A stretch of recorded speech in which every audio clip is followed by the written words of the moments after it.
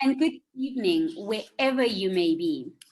My name is Sibulele Sibaca, and I am going to be your host for today. And it is my absolute pleasure as a young woman mentor, advocate, and ambassador for adolescent girls and young women to say welcome to each and every one of you. Thank you for joining us today. I'd like to give a special shout out to the participants, of course, as well as the speakers and presenters. Now, to get to know you a little better, I would love for all of us to go over to the chat box right now and tell us your name, your organization, the country you're in, and one interesting fact about where you live. Now, we all know that having these webinars can be quite intimidating, and I know I do appreciate it, and I know my presenters and speakers will also appreciate knowing that we are speaking to people on the other side of this laptop or these computers we are speaking from. And so really would love to get to know you all. Please give us your name, your organization, your country, and where you are from in the chat box so that I can give you a quick shout out. A quick shout out for everybody. I'd love to know where you are at. Please type for us in the chat box where you are. We'd really love to engage with you and just know where you are in the world. The beauty about these webinars is that we can chat to people all around the world. Okay, so I've got Diana Chamraj from the University of Colorado, I think it is. In Pacific Northwest in the USA. Hi, Diana. I know you're speaking a little bit later. I also have Full Maureen. Got Paula Munderi, who works at the UNAIDS. I know that Paula is going to chat soon, and she lives in Geneva, but she's from Uganda. We've got Primrose from Zimbabwe. Thank you so much.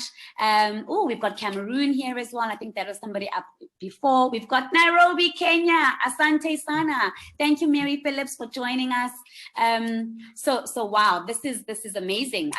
People from all over the US, Geneva. Wally is here. Hello, Wally. Thank you so much for joining us. Welcome, welcome, welcome, everybody. And I'm going to keep giving you shout outs as we are going along. Oh, we've got South Africa as well. So hello, hello, hello to you all. And so today is an important time to be having this very important conversation. You know, it has been a groundbreaking year for adolescent girls and young women in the world in 2021, especially given, you know, momentous commitments that were given at the Generation Equality Forum in Paris this year. You know, new HIV targets were set and agreed upon by member states. And new HIV reduction targets were also created and agreed upon. I mean, to at least reduce HIV, you know, new HIV rates by 95% relative to the 2010 benchmark here. You know, we are poised to emerge stronger from this COVID-19 pandemic. However, the road ahead of us is going to be difficult and a little fragile because there's still so many girls and young women around the world who are marginalized, who are excluded, and inequalities have just deepened. So today we have a very unique opportunity to catch up as a community and discuss where we are in the response to girls' vulnerabilities to HIV and other health challenges, and to find ways of collaborating and supporting each other to ensure that we prioritize the dreams, the goals, and the ambitions of girls everywhere. Now, it is my distinct pleasure to welcome Dr. Paula Munderi, who is the Director of HIV Prevention at UNAIDS Secretariat in Geneva, Switzerland, to give us some opening remarks. Over to you, Dr. Paula Munderi. Thank you, Sibulele. How do I call you? Sibulele? Sibu. Okay. Thank you, Sibu. Thank you, UNICEF, for convening us. And thank you for asking me to give opening remarks. I am truly honored. This is a time to reflect on truly achieving for young women and girls. because people, we have fallen short. Last year, 2020, 260,000 young women and girls aged 15 and 24 acquired HIV infection, and well over 80% of these from sub-Saharan Africa. And yet, collectively in a room, I think we have a fairly good handle of what it might take to do better than this going forward. Because we have learned from implementation in the recent past, and several responsible partners are here today, that when we combine action on the factors that increase vulnerability of young women to HIV with the biomedical services that we have the evidence decrease new HIV infection, this works. Yet the math is not adding up. Our data show us that in all the districts that we know have very high incidence of HIV among adolescent girls and young women, in very high burden countries, the focus countries with very high burdens, only 44% of these locations are known to have comprehensive programs that we know work for young women and girls. So one of the things that we're missing, one of the major things that we're missing is adequate scale to have an impact. Not surprisingly, our region, Sub-Saharan Africa, reports some of the highest child marriage and adolescent childbearing rates in the world, high rates of intimate partner and sexual violence, and 34 million girls were not in secondary school, even before COVID. We know that all these critical social enablers that increase girls' vulnerability, we're failing to act on these, again, at an adequate scale to achieve any impact. There are other mismatches in the data we have. In the highest burden locations, young people, girls and boys, although they are sexually active, report decreasing rates of condom use. There are persistent prohibitive age of consent laws in several countries with a high burden of HIV among girls and women. And while most countries who respond to our surveys report that they have comprehensive sexuality education policies in place, that too does not add up. It does not add up to adequate knowledge. It does not add up to knowledge in action. It does not add up to an impact on the new rates of infections. But I'm excited because I think this conversation is very well timed. We have a new global AIDS strategy. Included in this strategy, as Sibu has just alluded to, is a target that is appropriately ambitious in scale, that by 2025, 95% of young women and girls in high HIV prevalent settings or within key populations or living with HIV have their HIV prevention and sexual and reproductive health service needs met. We have the same bold target for the complementary service coverage goals of eliminating vertical transmission of HIV and eliminating new HIV infections among children, as well as a similar scale of ambition for providing HIV testing, virus suppression as a result of treatment. The new strategy goes on to suggest and define thresholds for prioritizing how we target interventions based on the location and behavior and risk criteria of young women and girls. This is a departure from the norm in that it is going to help us to put this into operation. It's going to help us to correctly target with precision the young women and girls who are vulnerable in the locations where we know that there is high risk. The new strategy truly recognizes that appropriate prevention is multifactorial. So it also proposes targets for integrating the overlapping services, comprehensive sexuality education, sexually transmitted infection services, family planning services, services to protect against gender-based violence. And for the very first time in a global AIDS strategy, we have set targets for countries and communities to establish supportive legal and policy environments, to establish access to justice, to establish gender equality and freedom from stigma and discrimination. I'm belaboring the targets issue because if you have global targets that member states commit to, we are by extension committing to holding ourselves accountable to achieving the targets. So for me, this is a very, very hopeful time and a very well-timed conversation to be having. So I really hope that this is the start of renewed energy around delivering for young women and girls. We have so much expertise in the room here today, starting with the vibrant energy of the young women champions. And I'm really looking forward to working with all of you to stem the tide of new HIV infections in young women and girls. Once again, thank you for inviting me, and I'm looking forward to the rest of the event. Back to you, Sibu. Thank you so much, Dr. Paula Munderi, for those inspiring opening remarks. And you're right, countries have great policies.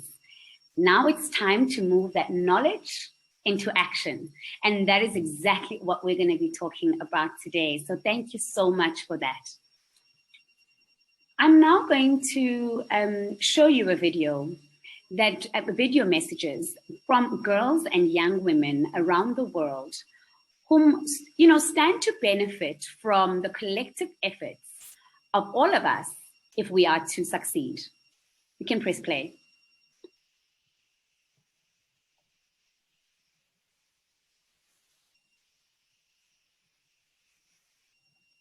ፈተና ለማለፍ በቃ አልበገር ባይኖች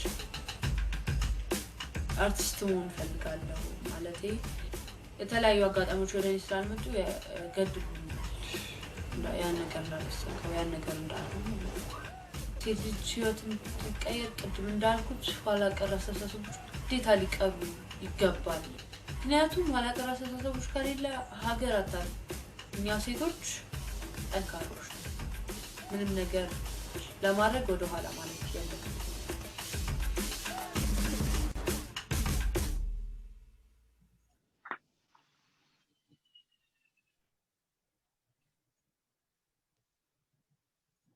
Thank you so much for that video.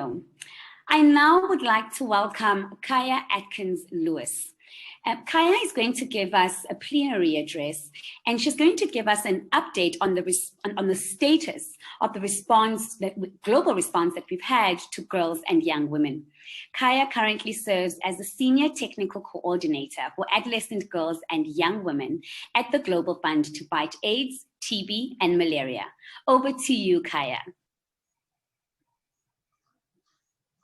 Hello, everyone. It's so wonderful to be here.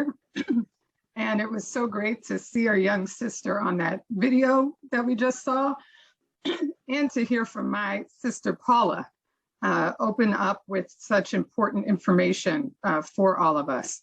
So I'm going to give a little bit of update about what's happening and what more we can do. And hopefully that'll get us in the space to go into the rest of the session today. So I'm going to share my screen.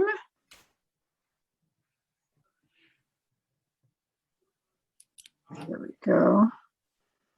Let's see if this works.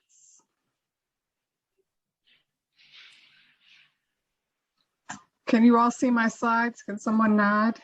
Yeah? Yes. Okay. I'm going to put it into the slide mode. So hopefully everybody can see it a little better. Great.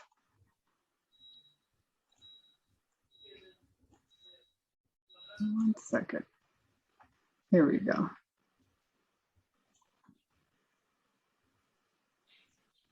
Okay, so I have to say that I agree with Paula. we have done a lot, but there's still so much more we need to do. And so this is a perfect time to have this session.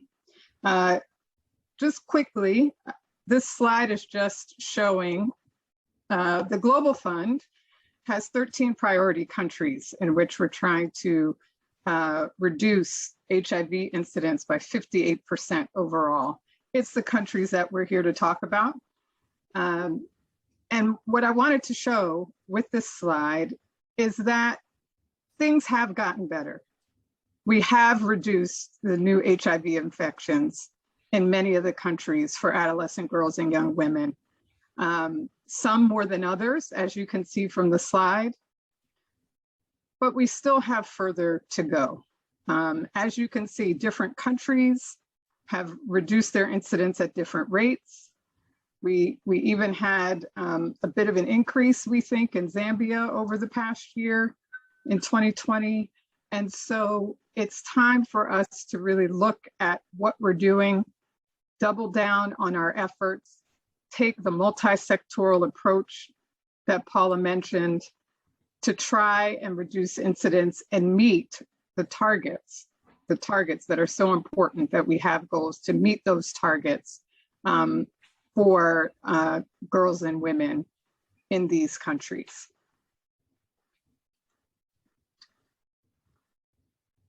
So I'm going to tell you a little bit about what's going on. The Global Fund, with the input and advice from our partners in the community, our technical partners like UNAIDS and UNICEF and UNFPA, WHO, has committed $8 million to try and work on the HIV prevention in these 13 countries to help us reach the Global Fund's goal of reducing incidence by 58%. So this chart is showing you what we plan to do and what we're already doing with our Adolescent Girls and Young Women Strategic Initiative.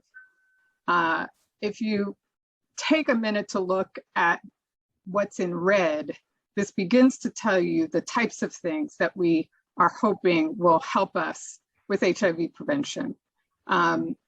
In 5 countries, we're investing with partners in looking at the overall programmatic cost effectiveness of the national AGYW frameworks.